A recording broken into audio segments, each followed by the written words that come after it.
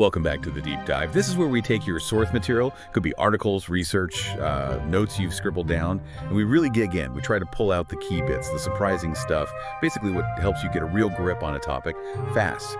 And today, we are tackling something that, let's be honest, hits close to home for probably, or almost everyone listening, maybe even you. We're diving deep into procrastination. And the specific source guiding us today, it's a transcript from Tim Urban's TED Talk. You know, the one, Inside the Mind of a Master Procrastinator, which itself, of course, came out of all the thinking he did on his blog, Wait But Why? Right. So our goal here, our mission for this dive is really to unpack what Tim Urban suggests is going on in a procrastinator's head. You know, why are we like this? And crucially, what does he say is the real problem?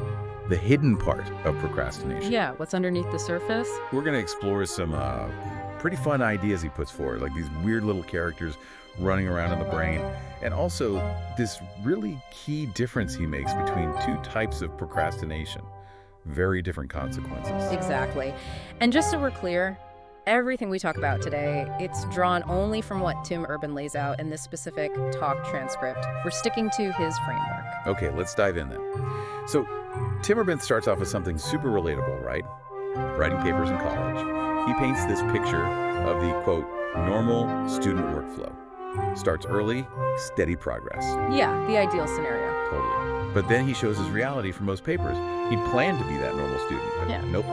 Nothing happens. Nothing happens until the very last second, and then it's just this, like, mad dash. Right. And this gets totally amplified for his big 90-page senior thesis. Huge project, supposed to take a whole year. And he had a plan. A perfectly sensible, step-by-step, staircase kind of plan. Start easy, ramp up. And, well, you can guess what happened to the plan.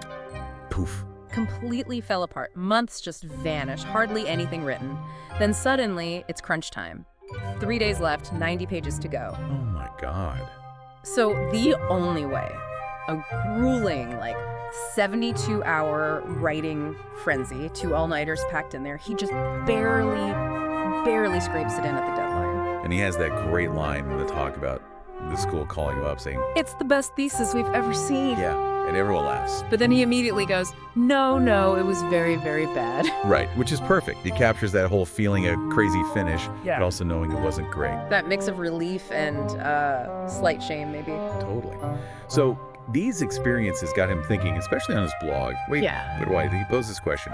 What if procrastinators' brains are actually different, like physically different? And the way he explores this is, well, it's brilliant, really. He uses these imagined brain scans. So in the brain of a non-procrastinator, he says, you just see one figure in control, the rational decision maker.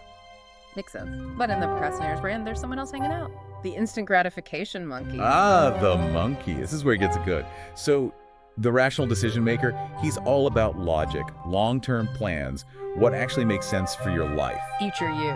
Exactly. Oh, sure. But the monkey, oh man, he lives only in the now. No memory of the past, zero concept of the future. Yeah. All he cares about is what's easy and fun. Right. This, second. Easy and fun. That's his whole operating system. And the examples from the source are just spot on. The monkey grabbing the controls, and suddenly you have her read the entire Wikipedia entry on the Tanya Harding-Nancy Kerrigan thing right now. Or, wandering over to the fridge for the 10th time, just hoping something amazing has materialized. Been there. Or the YouTube black hole. You start watching something smart, like Richard Feynman on magnets, and somehow hours later you're watching interviews with Justin Bieber's mom? How does that even happen? The monkey. That's how, and the point Urban makes is this easy and fun focus works fine for an animal in the wild. Find food, sleep, stay safe, simple. But we live in this advanced civilization. We need to plan long term, do stuff that's difficult or unpleasant now for a payoff later. Right, the hard stuff. And that's the conflict. Sometimes what's rational is easy and fun, great, but often the sensible thing is harder, less pleasant, and the monkey hates that. So he grabs the wheel and steers you somewhere else. To the dark playground. Exactly. I love that term. Because it sounds fun, playground, but dark. Because it's not earned fun. Right. You're doing leisure activities, scrolling, whatever, when you know you should be doing something else. And that knowledge just poisons it. It's fun, drenched in guilt and anxiety and dread and hating yourself a little bit. It's miserable, actually. Not fun at all. So, okay. Yeah. If the monkey's usually winning and dragging us to this awful dark playground, Yeah. how does a procrastinator ever manage to finish anything important? Like, ever?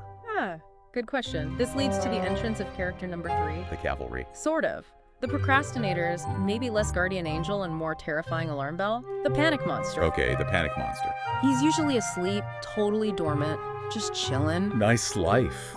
Until a deadline gets way too close, or there's a serious risk of public embarrassment, or losing your job, or some other really, really scary consequence looms. And he wakes up. Oh, he wakes up, and he is not happy. He starts screaming. Okay, I can picture this. And here's the absolute key insight from the source.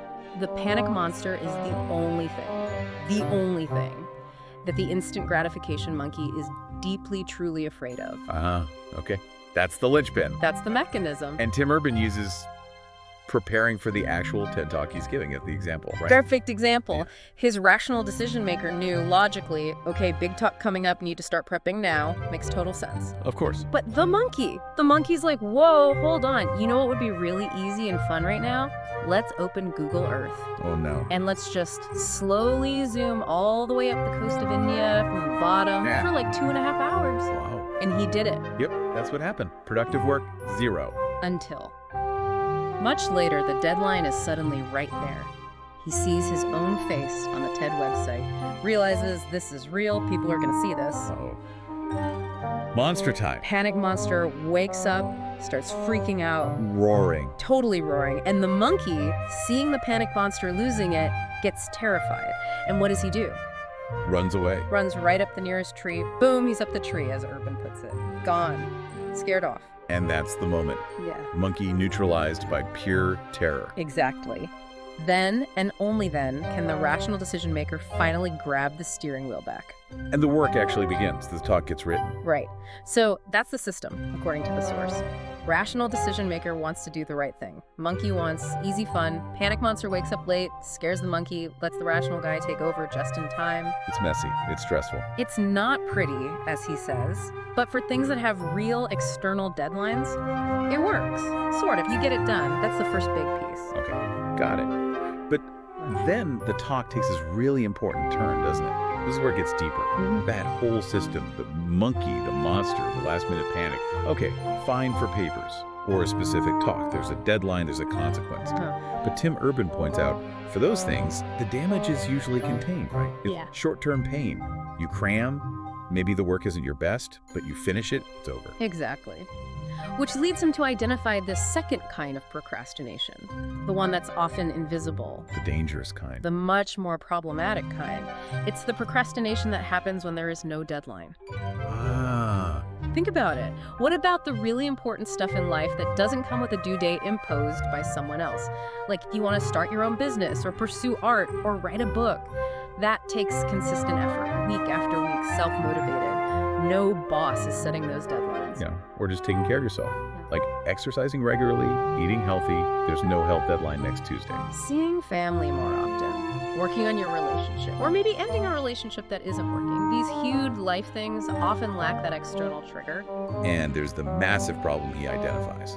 Yeah. If the panic monster is the only thing that scares the monkey away, Yeah. and there's no deadline for these big, important, life-shaping things, Then the panic monster has nothing to wake up for. he just stays asleep forever. Right, he never shows up. The monkey stays at the wheel. Oh, wow. Okay.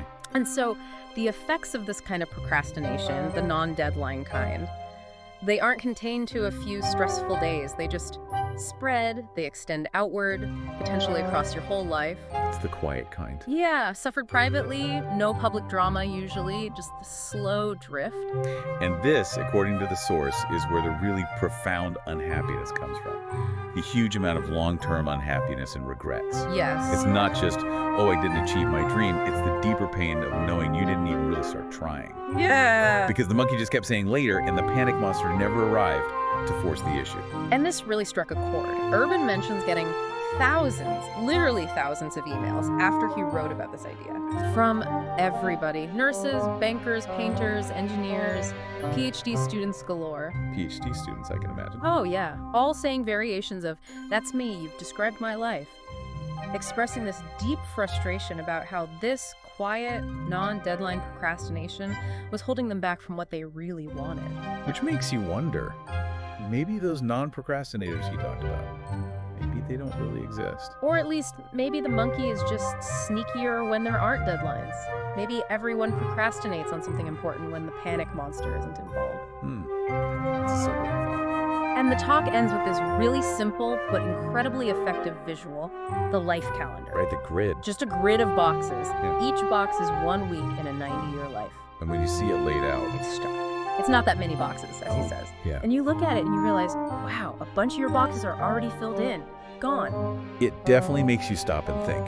Looking at that grid, what pops into your mind? What are you putting off? It really serves as that prompt, doesn't it? To take that long, hard look and ask yourself, what are we letting the monkey postpone indefinitely just because there's no deadline attached? Exactly. It underscores the core message. We have to stay aware of that instant gratification monkey. We need to consciously manage it, especially in those areas of life where the panic monster won't swoop in to save us. Right, because he's not coming for those things. Probably not. And then he ends it with that classic Tim Urban mix of profound and playful, right? It's a job for all of us, this awareness. And since there aren't that many boxes on the calendar, maybe we should probably start dealing with it today. Well, maybe not today, but, Soon. sometime soon. But yeah, diving into this source, his talk, it really gives you such a clear and frankly relatable way to think about why procrastination feels the way it does, from that frantic deadline panic. To that quiet, nagging feeling about the bigger stuff you're not doing. It just clicks. It really does. Well, thank you for joining us for this deep dive, exploring Tim Urban's take on the procrastinator's mind. Yeah, maybe this week, just try to notice your own instant gratification monkey. See what it's whispering in your ear. And maybe, just maybe, think about one important thing without a deadline that it might be keeping you from starting. Just notice it. Good challenge. Yeah. We'll see you next time for another deep dive, uncovering insights from your sources together.